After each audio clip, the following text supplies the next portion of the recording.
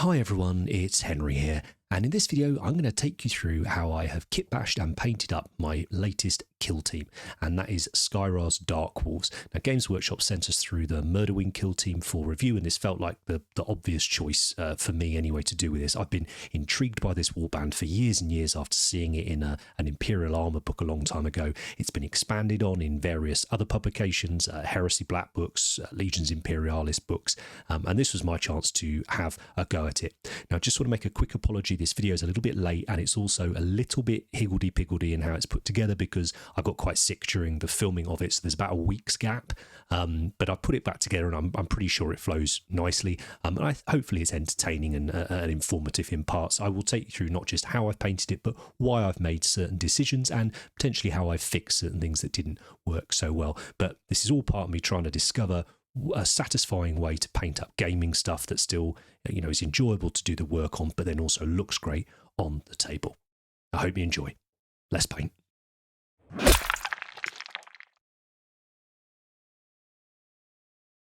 So this is one of those kill teams, I'm fairly sure, that is designed as a new design for an existing unit, like an update, with a few interesting bits added in. I will say, I think the sprues are brilliant. I think the designers have done an awesome job. I will absolutely be going out and picking up another one of these just to have bits. You get enough pieces to do, like everyone has warp talons, or everyone has quote unquote like normal raptors, so just like chainsword and pistol or whatever, and then you have all the little additional doodads to make make up the individual operatives if you want to play them using Kill Team. But as I mentioned in the intro, Skyrars Dark Wolves are a combination of Sons of Horus and Space Wolves. So Sons of Horus, if you're not aware, were a legion during the Horus Heresy that go on to become the Black Legion, Abaddon's lot in 40k. And they got quite a distinctive design, and I have a lot of Heresy bits, and I wanted to use them. I wanted to incorporate those into this design. And actually, the Sons of Horus stuff, I think, meshes very, very nicely with the newer Chaos kits as well. So I dived into the Bix box and just grabbed loads of Sons of Horus stuff that I got, and any sort of classic baddie bits that I could use, because I felt it was important that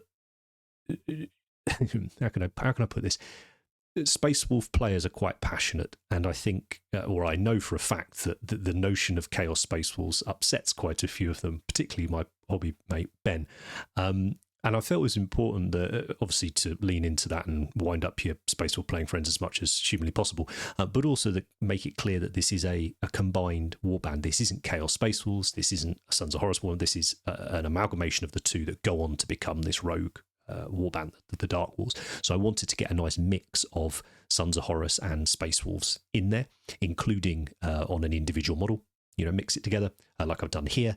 But also, make one of them obviously a Space Wolf, one of them obviously a former Sons of Horus kind of thing with their war gear. But from a kit bashing point of view, it's pretty easy, this kit. That they still go, although they're very, very dynamic sculpts, they still go together in more or less that traditional way. The legs and the torso are one piece. You don't really have much wiggle room there, but then the arms attach very normally at the shoulders. The heads are still, ball and socket, that sort of thing. So there's tons of scope to make them your own. And for me, anyway, particularly with things like Kill Team, like you got to make it your own. I think that's the whole joy of doing it. You don't have to do a whole army of these guys. You can just do 5 or 6 of them and really enjoy it. And it was the main dude that I showed a second ago, the sort of squad leader, that just got me so excited about this project. I think he's the coolest Marine I've ever kitbashed. So I was nervous, apprehensive, but also excited to do this project. And then I looked through the various specialists, and there was this one called a Depredator. I thought, oh yeah, we've got to do that guy. So after I had made up the leader, and I had done a very simple Sky Seer for the Warhammer community article, we'll talk a little bit more about him later. That meant I had 3 normal bodies left to play with. So I built them up and then started playing around with the various pairs of arms to see what I could come up with. And I don't love the axe head on this big chain axe thing. I mean, it's cool, but I'm not. I've never really got on board with the design that they went for when they brought out.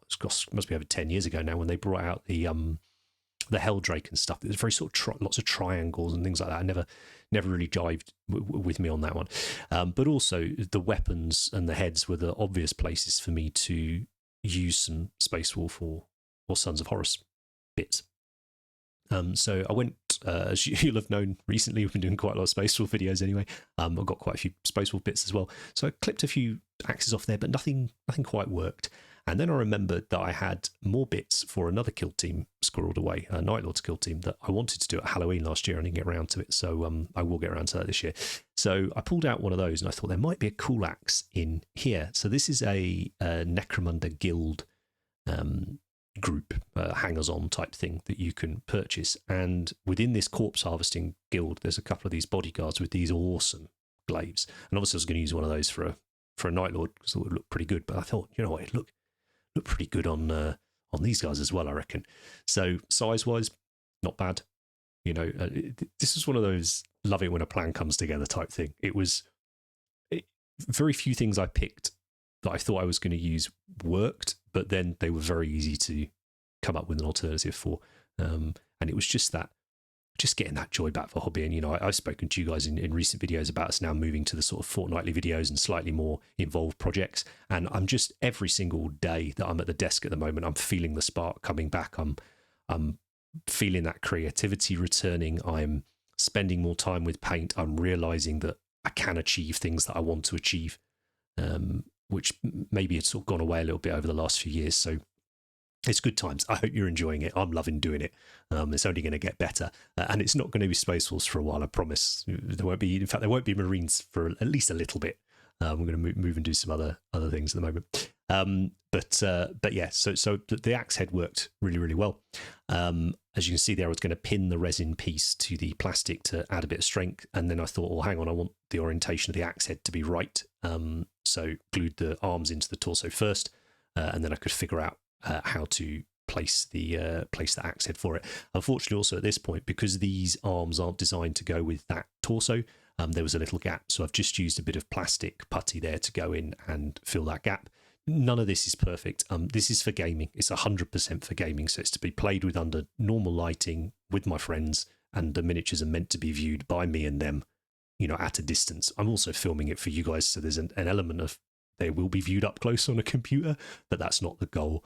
So little things like that gap filling, like good enough is good enough with this. I'm not going to lose sleep over perfectly sculpted sort of ribbing and stuff on the bodies. Then for the huntsman guy, I actually think his spear is really cool, but I was in the mood for kitbashing and making it my own a bit, for, you know, not for the sake of it, maybe. I was just enjoying it. And in the bits box, I found this, and this is the sword of the Marauder Chieftain that came with the first Warhammer Quest reboot that we had. I think it's called a Dark Oath Chieftain or something now. But I thought that was pretty cool, so snip that off and use that as a spear instead. And I lost a load of footage, unfortunately, when I was building the main guide, but thankfully I was able to show you again here. With some of the recent Primaris kits, the way they've been doing the hands is the back of the hand is on the arm, and the sort of fingers and palm are on the hilt of the weapon, or the handle of the weapon, or the stock, whatever. And that was a little bit annoying when it came to kit bashing, because you had to sort of glue them all together and then cut them off at the wrist. But I noticed with this recent Chaos kit, they've done it in the same way, which is awesome. So with a little bit of trimming, you can make it marry them up, no problem. So kit bashing is back on the menu. Just want to say a very quick thank you to those of you that support us over on Patreon. That's one of Andy's Space Marine Scouts. He's been painting up on there recently. If it wasn't for the support you guys give us over there, we wouldn't be able to produce all of these tutorials and do all the things like MPO and everything else that we're involved with. We're hugely grateful to all of you that support us over on Patreon. So if you want additional videos, usually by Andy over there, usually masterclass level videos, and support us, then we hugely appreciate that. Go and check it out. And if you can't for any reason, then hit the thumbs up button if you're enjoying the video, subscribe, make the comments. All of that stuff makes a huge difference to channels like ours that don't really we're just boring painting channels. So we really appreciate it. Now, one element of the kill team that I didn't really like, and I spoke about this on the podcast, was I felt that the Chaos Lord was a bit shoehorned in. Ostensibly he's meant to be there to like corral and look after them, but I was like, oh, do I bother even doing him? I don't like him. But then I thought, well, no, then I end up with a kill team that I haven't quite finished, and I won't go back and finish, and I can't use it. So 5 useless models. So knuckle down. I've got the time. That's the whole point in doing these 2-week videos. Let's do the Chaos Lord as well, and let's see if I can make him satisfying to me. I just thought he was a bit uninspiring compared to the other models. And I had this Frostfang left over from a Ragnar when I used him for a Wolfspear video last year. I thought that's going to look awesome. Unfortunately, it didn't. I left the footage in because it was incredibly satisfying when I filled it in with the putty. But I thought, right, I'm going to snip the sort of feet smoke thing off him, and I'm going to change how we view him, because his sort of naff hovering angle just wasn't doing it for me. I thought, well, what if we make him quite a lot more dynamic and, you know, or sort of rotate him almost 45 degrees, have him sort of leaping forwards over something. I quite like the way that it was flowing when I oriented him like that. And then I remembered looking through the build, there was a claw that came across the front. I was like, that's awesome. And that was already starting to line up with the loincloth and that sort of thing, that you start to have that nice sort of sense of motion in it. Then this head, I went through a few different ones. I tried to find the most, I guess basically the most chaotic looking wolf's heads that I could. So the really aggressive ones, lots of fangs, all that sort of thing. And this one's off that newish Wolfgar battle leader. And this was one of those, like, just click, click, click, everything was falling into place. But say Frostfang didn't quite work. It was cool, but it just, I don't know. I held it on there, I puttied it in, and it just wasn't quite right. And I remembered that I had this big old gnarly sword from Tibalt Mar from the Heresy, and I don't like it as a Heresy thing, but I thought, brilliant, this is 40k. I'm gonna worry about that. That's a super like possessed chaosy looking blade, and again, look, the orientation of it just lining up with the claw and the loincloth and that, and then the hair giving it, you know, carrying on in the opposite direction for that. I love it. I absolutely love it. So this went from being a model I couldn't be bothered to do to being like my favourite thing in the warband, possibly. Maybe the leader I like more. But yeah, very, very satisfying. The only thing was I now needed to figure out how to mount him, because I had snipped off how he's mounted normally. And I thought, well, let's get a bit of height in there. I really wanted to create the kill team to look good as a set on the shelf. So for one of the things I enjoy for that is a different amounts of sort of height and mass. I always find that really satisfying across an army or even across a unit if you can achieve it. Now, I know in game this will be absolutely disastrous because it's not going to be able to hide behind anything and blah, blah, blah. But look how cool we can make him look if we do this. And with it all being plastic, a tiny bit of resin, but all being plastic, I shouldn't be having to worry about not rigidity. What's the word I'm looking for? It should be able to stand up to abuse. It should be still able to stand up to some gaming. So this was just a case of going back to the original kill team scenery and finding a bit that he would look right on. Now here's the Sky Seer I spoke about earlier. So I did this guy, had to do him for a community article, and I threw him together in a couple of hours. I wasn't really that happy with him, and therefore I've repainted him for all of this. So we can take a look at the end of the video, the sort of difference between one I've taken a bit more time on and one I rushed for an article. Hopefully will be vaguely interesting to take a look at.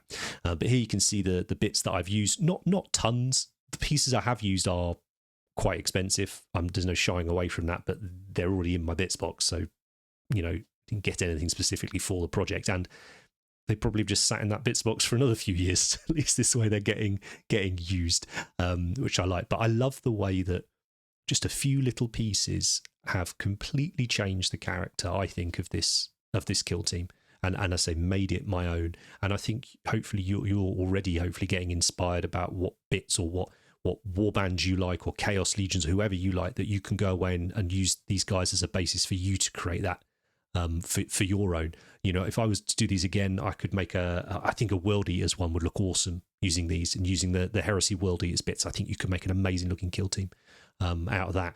Night Lords would obviously look awesome, but there's tons I think you could do and have fun with. So I highly recommend this kit. So I'm big fan, and I have ordered. Well, I haven't ordered. I've picked it up from my local hobby shop where I live. Another one of these kits, because I just think it's wicked. Any chaos fans. But now, of course, the challenge was they're built. I love how they look. How can I make sure that I do not mess them up with the paint job?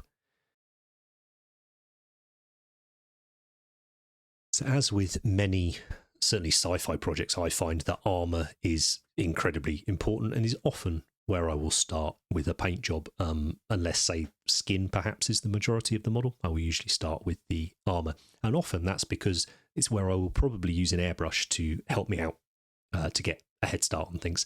Although in this case, I haven't used the airbrush as much, but that's on other ones. I wanted to have a go at a metallic scheme for these guys, and based off that Forge World colour plate. And I just kind of thought to myself, well, how would you do metallic Space Wolves, sort of that metallic black, dark grey, whatever it is? And again, much like recent videos, in the interest of just trying to get back into painting and rediscovering things I've forgotten and trying new things out, I thought, right, let's texture. That's something I've been really enjoying playing with recently. So I stippled on essentially a metallic pre-shade. So I've gone over a black base, and then I've used a dark silver, and now I'm using a lighter silver. Now I'm using Vallejo Metal Colour Series paints here. They're great through the airbrush. They're lovely through the brush, but they do separate out quite easily, which is why you saw me putting them in that little well palette or upturned base to do them. If you put them on your wet palette, they will split out very, very quickly.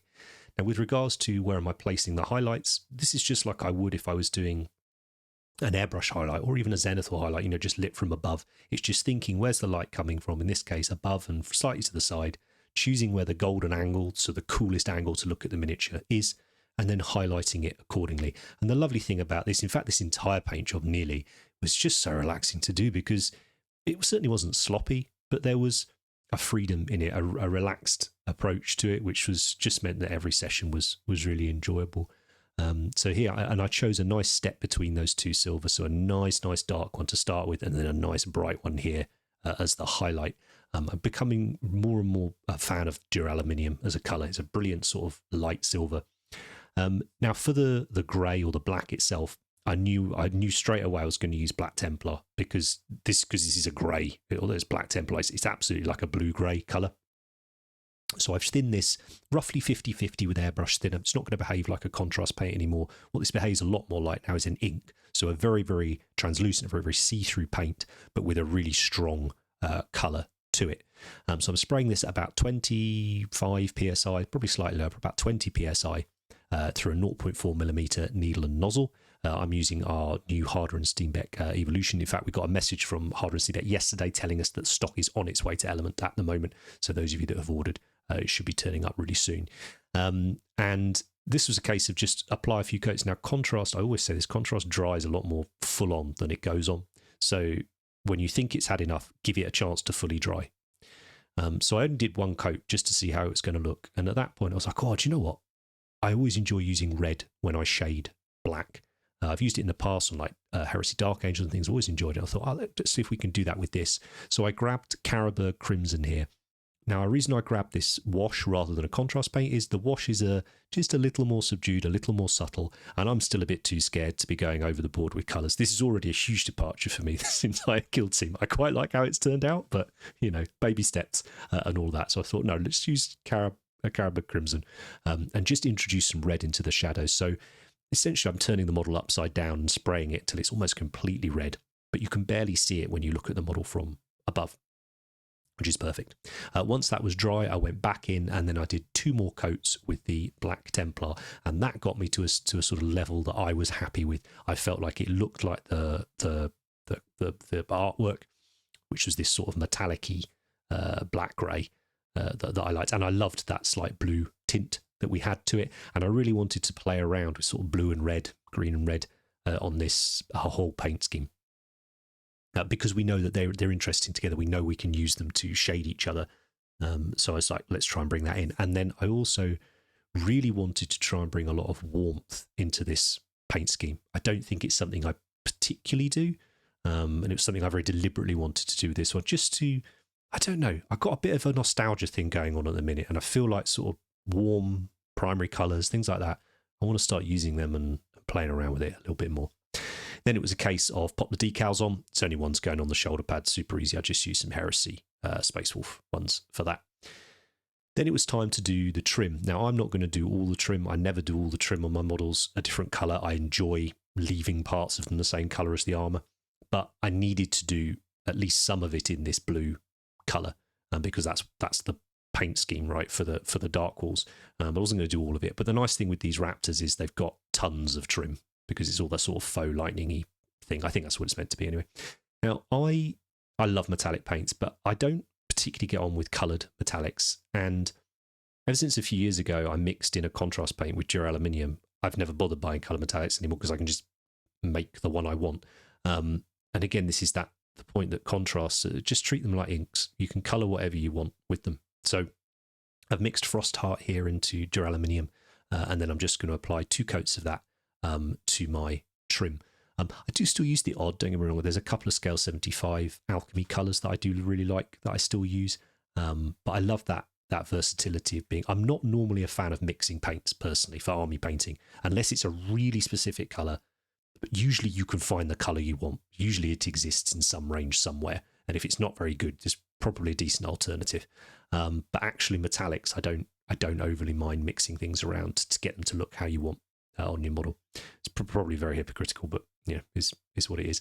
And once that had dried, two coats of that on there, I then used another contrast paint, this time to essentially to shade it, and this was Griff Charger Grey. Now, one thing I've done on this model, I didn't do till a slightly later stage in the paint job.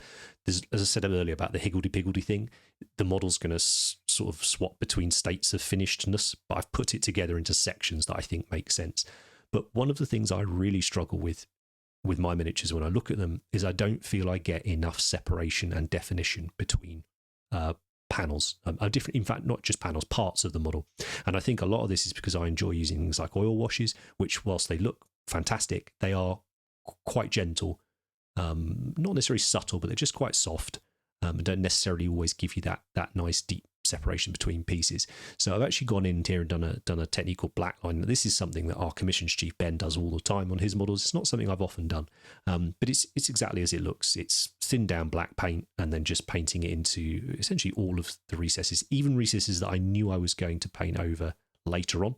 I still chose to do it at this stage, and I'm really, really glad that I did.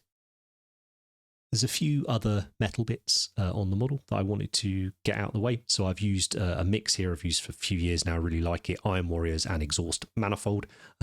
Basically, by mixing the two together, they're more or less the same colour, and you get this wonderful benefit of the properties of both of them. So it's fantastic coverage, beautiful flow off the brush, just an absolute pleasure to paint with.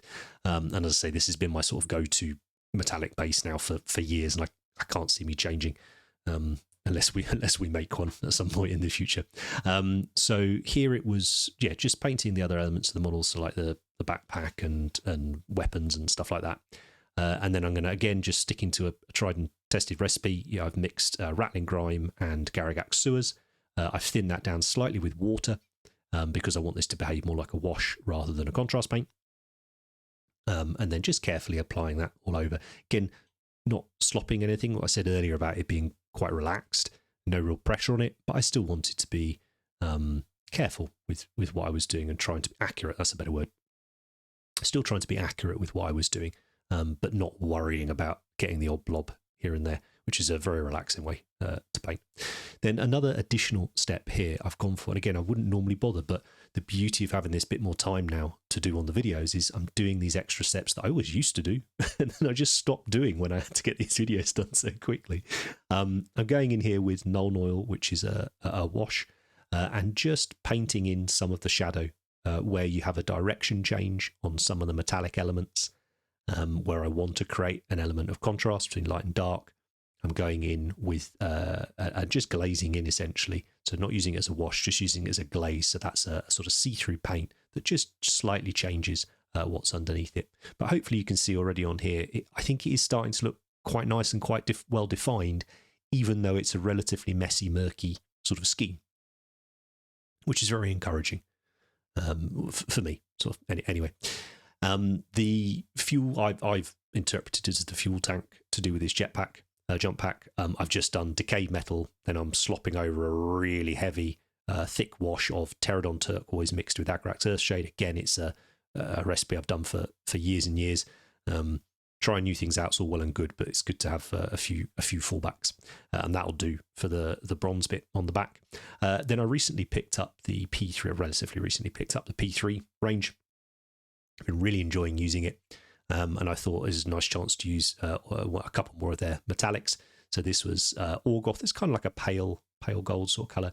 And then I was wondering, okay, what can I do to add some definition in that? And then rather than just putting the brown over it again, I thought, okay, let's keep sticking to that red thing and reinforce the red in the shadows. And I so decided to use Reichland Flesh Shade as the wash for this.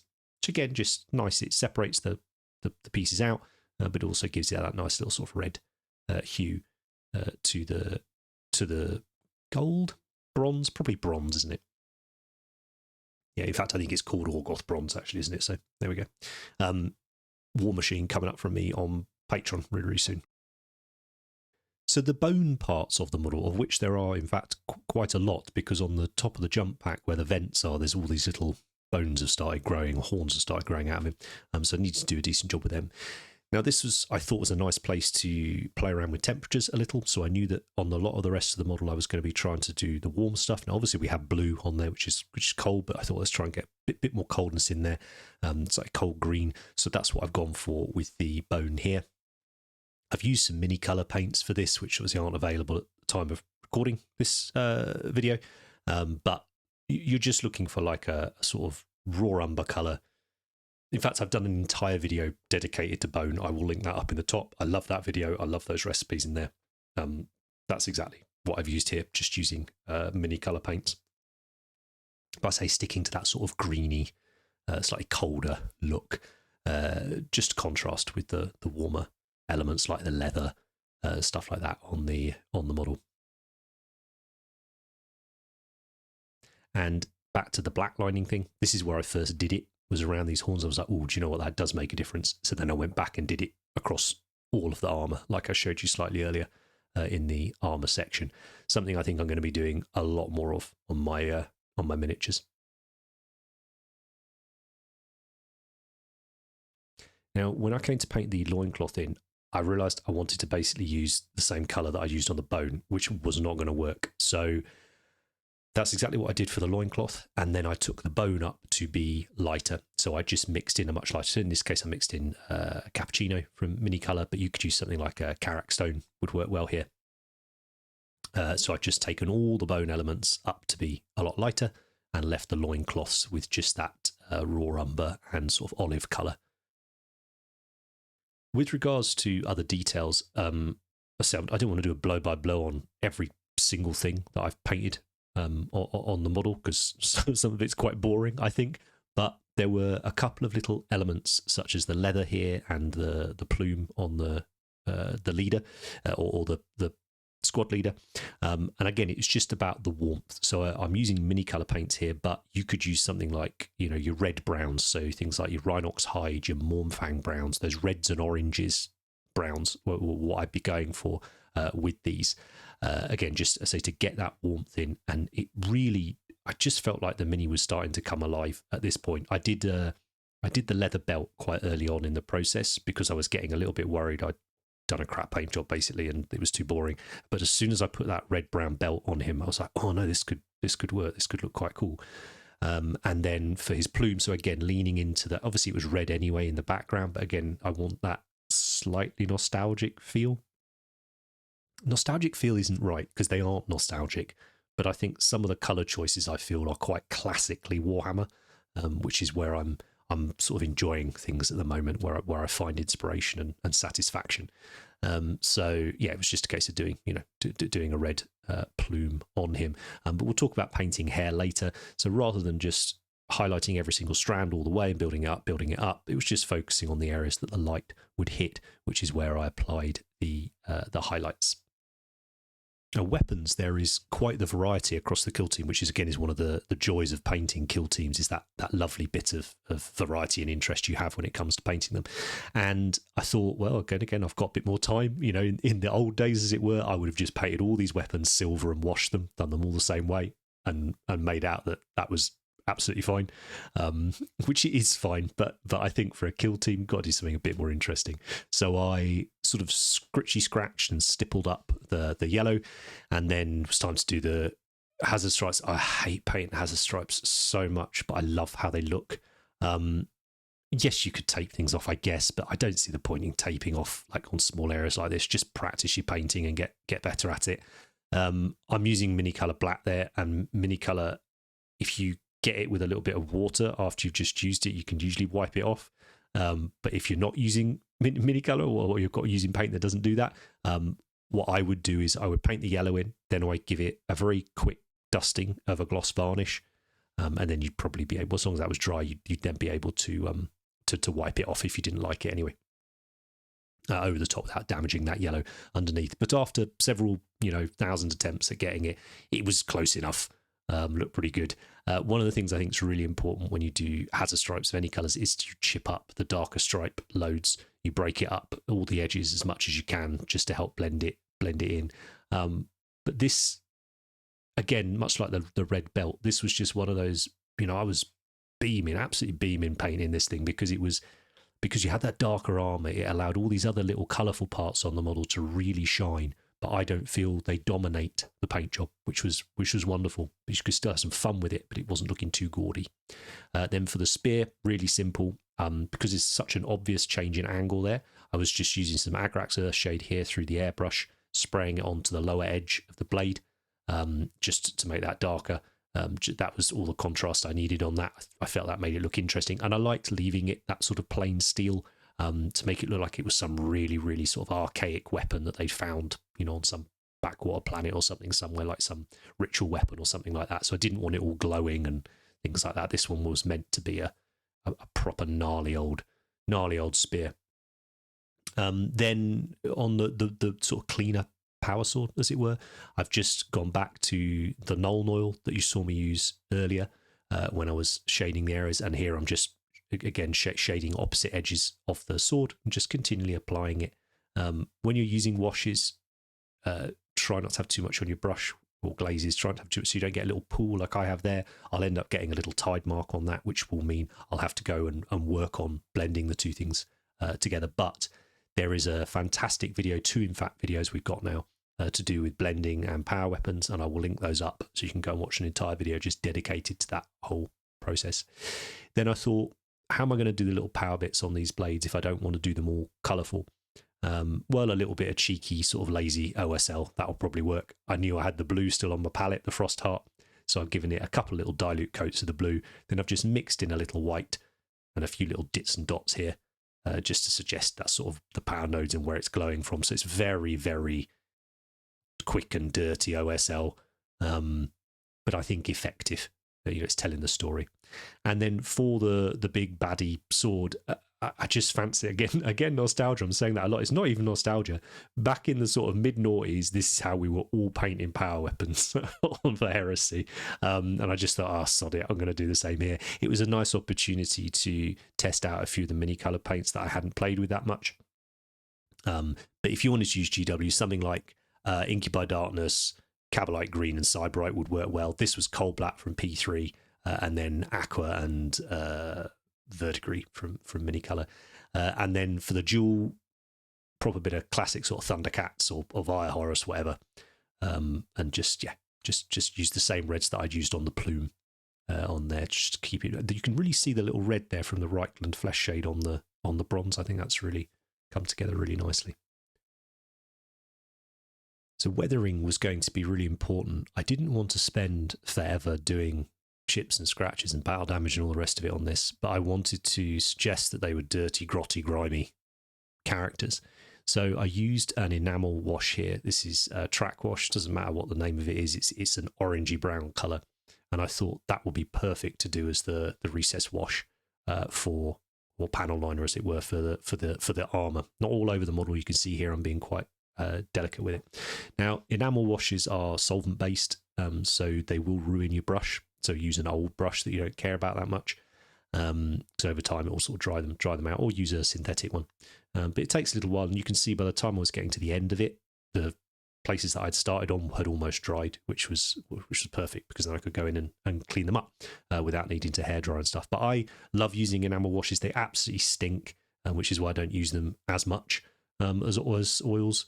Oils smell slightly less because you use the odorless, I use the odorless thinners with them, whereas the enamels obviously already come with the thinner in them. But they're super useful enamel washes. And say for our hobby, for all intents and purposes, it's just an oil wash, treat it in exactly the same way. So here I'm going to take a little bit of mineral spirits, or white spirits we call them in the UK, wet my brush, take off most of the moisture so it's just ever so slightly damp. And here I'm just going to clean up any areas where I've got too much of that bleed over of the enamel. Now I probably could have gloss varnished the model and done a pin wash in that way, so I would have increased the capillary action and this enamel would have just stayed in the recesses. But I quite wanted it to bleed out slightly onto the surfaces, which is why I was being a bit more delicate with how I was applying it, because I didn't want to do tons of cleanup work because it takes time, but also I wanted just a little bit of it bleeding out onto the flatter surfaces, but mainly staying in the recesses. And I figured that the finish that I had from the contrast over the metallics was enough of a sort of satin sheen that the paint would move around okay, or would move around as I wanted it to. But you can see here the decision to use that orange brown, that red brown, really giving us some lovely sort of interest and definition on the model. And hopefully you can see the guy on the left there. It's just that little bit more neat and tidy than the one on the right. It took less than 5 minutes just to touch up the model and just clean it up how I wanted. And then a little bit more weathering just on the fuel tank. I've taken an oil paint here. Now this is Verdigris by Absalon 502. I'm mixing that with some odorless mineral spirits, white spirits. I'm mixing that together with a synthetic brush to make up a sort of quite a thick wash consistency. So probably a little thicker, a little more opaque than you would typically if you were using an acrylic wash. But still, as you can see, because it's got that solvent base, it's still very, very fluid and will move around the model easy peasy. And then I'm just liberally applying it to the fuel tank because I want it to not just stay in the recesses. I want this to absolutely cover that bronze colour.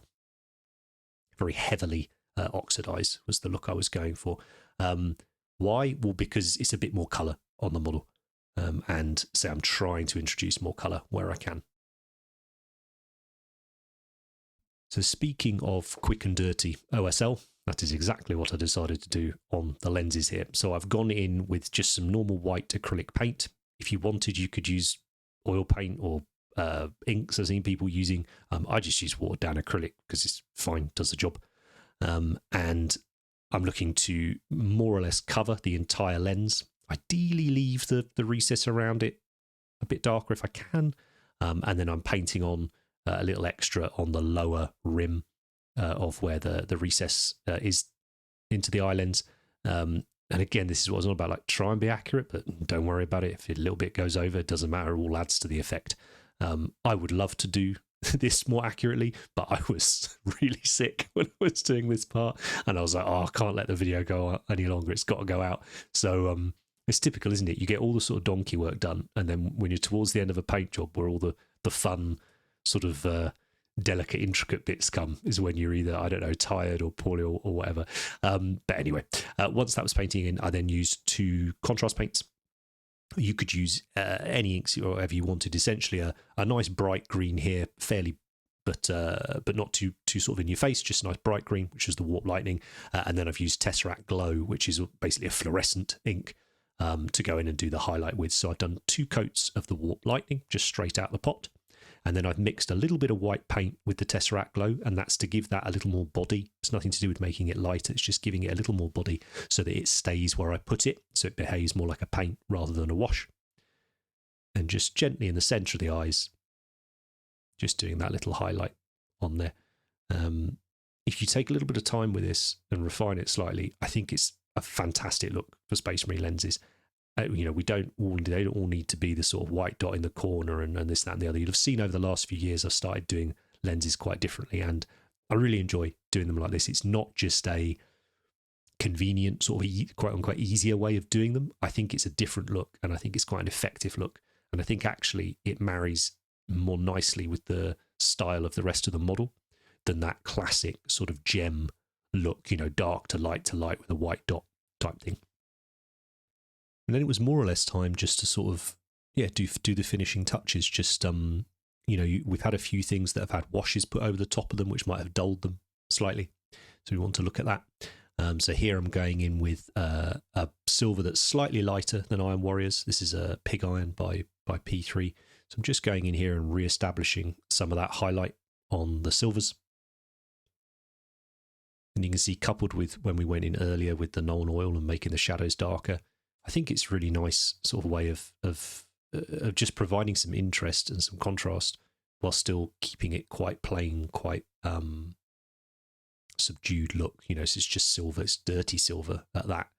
But it's more interesting, I think, doing it this way. It is more effort, but it's, I think, absolutely worth it. That's probably the theme of this entire thing is, yes, this was more effort, but it was absolutely worth it because it was enjoyable to paint and it's a nice outcome. And as I'm sure will surprise absolutely nobody, if you want your miniatures to look nice, sometimes you have to spend a little bit longer on them than perhaps you were. That's certainly what I'm guilty of, is realising it's to marry those expectations with the work, that you're willing to do and apply. So re-establish those eyes, and then every single rivet on there I just went and did with the silver as well, just because I felt I had the time, and it's a nice little way of, I think it just makes the model look a little bit more painted as well. I think particularly when you have these slightly messy looking schemes like this is, I think making it look painted is a nice idea. Now, just see, that flashed up on screen a bit quick there. I remember to sort that in the edit. The model at this stage had a matte 50/50 matte ultra matte varnish on it, just to unify the sort of sheen. So now I was going back in and just putting a few little metallic highlights on there. I've used Grey Steel because it's a light blue silver. Probably didn't need to be. It could probably just have been any silver, would be absolutely fine. The areas are so absolutely minute. I've just done a little bit on the shoulder pads, tiny bit on sort of leading edges like the knees. It's more than enough.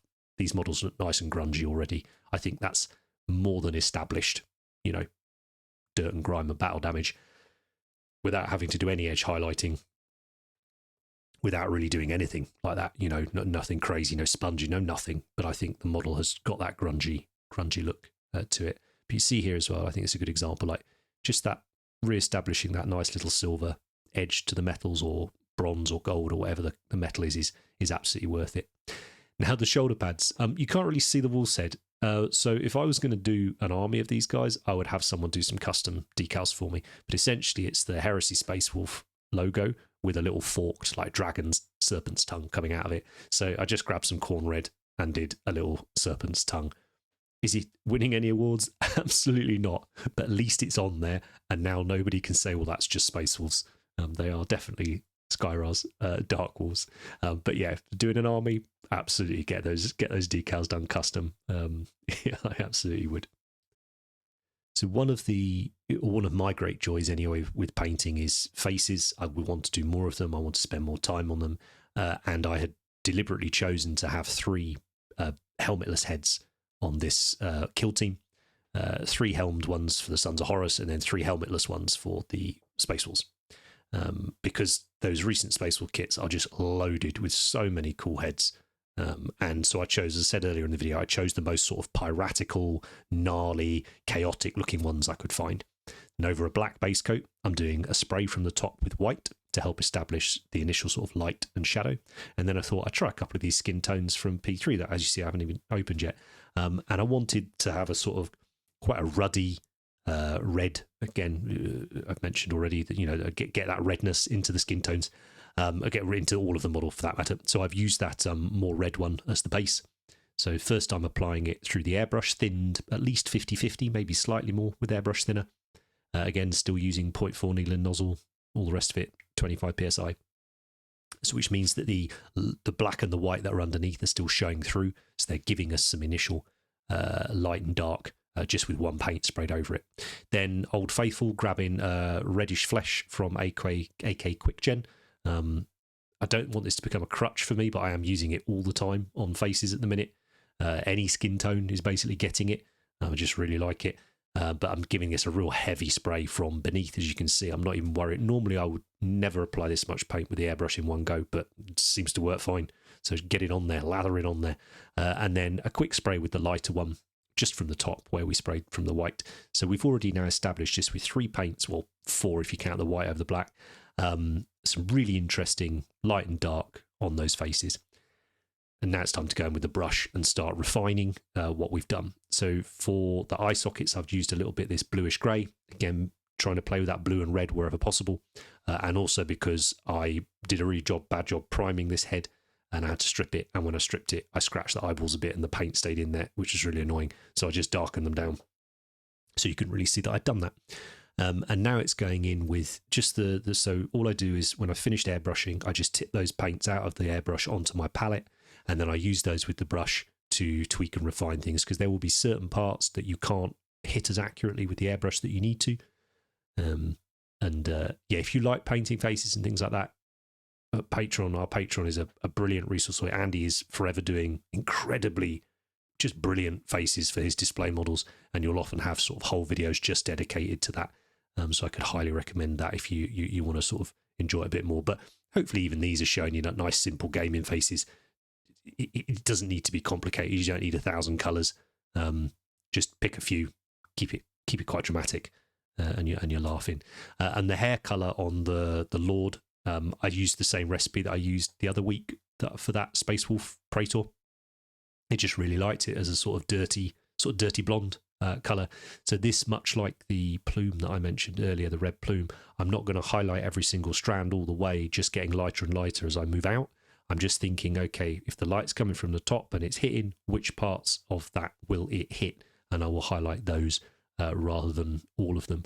So it was just working up through those paints. I put all 3 on the palette, and then I made a little mix of each in between. So there was 5 mixes in the end, or 5 paints in the end, and I just slowly worked up through them. And by the time I put the previous coat on, it was dry and I was ready to apply the next one. Oh, and I gave him red pupils just because I thought that made him look a bit more evil, which is a bit daft really if I wanted to draw attention away from his eyes. But it came out all right in the end, didn't it? But yeah, there's so much fun to paint. And I also remembered I hadn't done his eyebrows at the end, so I went in and painted his eyebrows. I thought he looked a bit weird, and I realised it's because I painted his eyebrows like skin. So yeah, but I think he's ended up coming out really nice. I'm really, really happy with him. I will absolutely be picking up a few more of that kit or bits box, what's it called, like bit sellers, to try and get hold of that head, because I think it's awesome.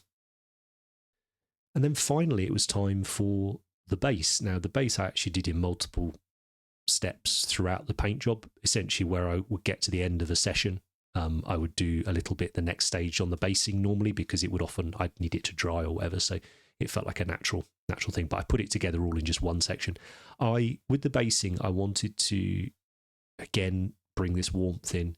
I was inspired by, on my painting desk above me, I've got a bunch of John Blanche old cover arts from things like Epic 40k and 40k rulebooks and stuff, and I've always loved that orangey red that he gets in everything, and I thought that would be fun to do on the bases for these guys. So I've added a little bit of rocks here and there just to make them a bit more varied, a bit more interesting. And then over the top, I'm applying some texture paste, and then sprinkling some different grades of sort of aggregate or whatever over that. I've got various tubs of things of different sizes. Colour was irrelevant at this stage. It was just sort of getting a nice mix of different sizes. And a lot of your texture pastes, certainly these AK ones, they are an adhesive, so you can just use that to apply the aggregate and stuff on with that, which is nice, just a sort of time saver. And then obviously I've got these whopping great pieces of scenery on this base, because again I wanted to build some of the bases up and get a nice variety of heights, but I thought, well, let's make them sort of Mechanicum style rather than just grey or whatever that I would have done in the past. Let's make them a bit more interesting. So here I've just used the colours that were on my palette, so the browns and the reds that were already on my palette, I've just used them. It's something I really like doing with my basing, is rather than getting new paints for it, I try and use what I've got. I feel like it does bring an element of harmony, or sort of a subconscious element of harmony. I might be completely off with that, but I like it anyway, so that's why I'm doing it. And then just dry brushing a little bit of highlighting there on it. But again, it's just been fun trying to push myself out of my comfort zone a bit. And these aren't perfect by a million miles, but they're good enough. And what do they say? It's finished is better than perfect, right? And so many ideas for future projects now. And that little spark is just, it's growing and growing and growing. That sort of that excitement and desire to do different things and achieve different things and work and practice and get better. It's a wonderful thing. I don't know if you guys have ever had certain projects, or I don't know whether it's been a colour scheme you've tried for the first time, or a project that's led you to behave or paint in a certain way I'm really interested to know. Let me know in the comments if you have, but ones that have inspired you to sort of just keep going, I guess, and remind you why it is that you love painting minis and stuff. And this has definitely been one of those for me. Regardless of the actual result, the process itself has been the enjoyable part for me. Then for the ground, I've used English uniform here, a sort of ochre colour. You could probably use hobgrot hide, something like that. Probably work quite well. Then I'm going to do a little pigment wash over that. So when we do a pigment wash, we can get our weathering powders to sit in the recesses nicely. And by mixing it with a bit of airbrush thinner here into the wash, that acts as a fix stiff as well. So if you're ever worried about pigment stuff coming off, some people are, that you won't get that at all if you do a wash with your pigment. I've mixed it roughly 50-50 there. If you do it yourself, like keep a record of what the mixture is, because it does vary quite a lot depending on what the ratio of thinner to pigment is. But 50-50 seems to work for me with this one. So wash that over and then just leave it. You can hair dry if you really want, but I think you get a nicer finish if you just let it dry sort of overnight. Then I wanted to give the armour a little bit more interest, so I grabbed a few oils and did a little bit of dot filtering on it. I will link up here because this video is already ludicrously long, but I will link up to a video dedicated to dot filtering if you're interested in it. I just think it's a very easy way to add a bit of dirt, grime and life into a sort of some armour colour. So that's what I've chosen to do here with the oils.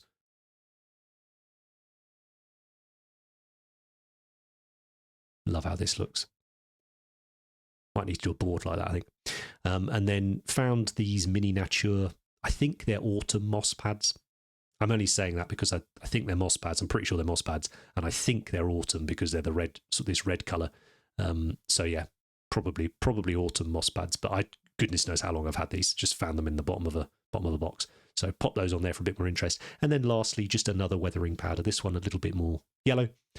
This natural sienna, and I'm just dusting this in so that we've got that really nice dry dusty look that you get with pigments as well, which isn't quite as strong when you do the pigment wash.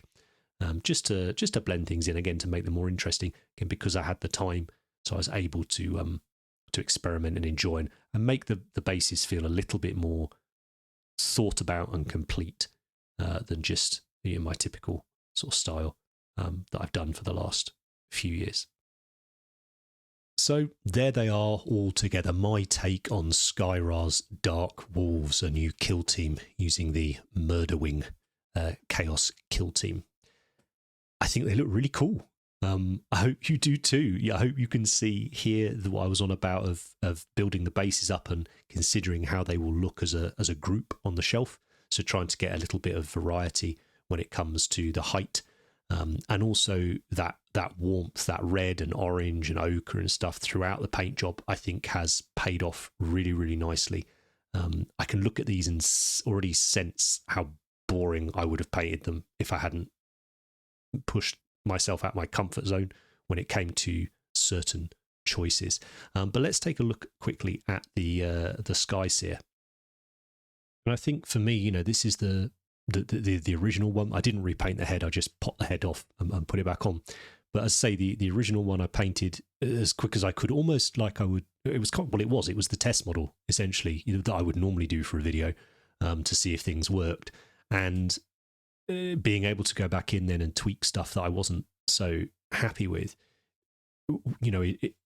Additionally, it probably took, I don't know, certainly less than an hour extra on one model, which for me in a kill team I think is more than reasonable. But I feel that every element of him is more defined and looks more like I had initially wanted it to. They still look very, very similar, so I was obviously on the right track to begin with. But then that lovely thing, other than the base perhaps, but having that ability to go back in and reassess and change the things that I didn't like about it. Now, admittedly, I've got the lighting way off comparing the two of them.